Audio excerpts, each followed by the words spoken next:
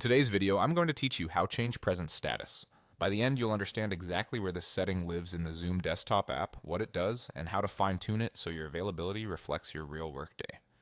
First, open your Zoom desktop app on your computer. We're focusing on the desktop version here, not mobile.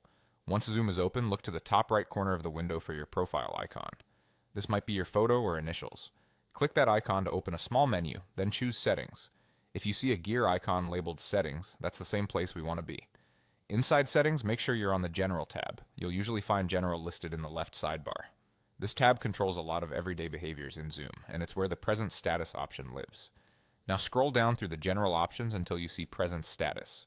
Take your time, it's typically a bit lower in the list, below other common preferences.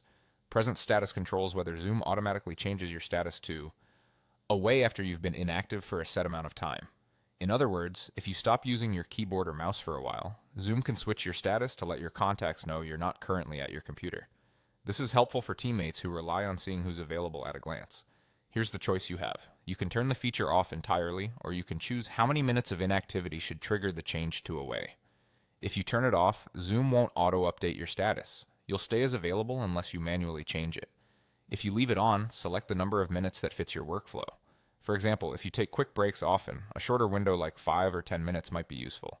If you're in long heads-down sessions where you might not touch your mouse, choose a longer window to avoid being marked away when you're actually working. A few quick tips to keep this setting working for you. Zoom typically looks at your computer activity, not whether your camera is on. If you're presenting or reading for a while without moving the mouse, consider a higher minute value. Also, your status indicator is most visible to people in your Zoom contacts or within your organization. Finally, you can come back to this setting anytime if your routine changes. That's it.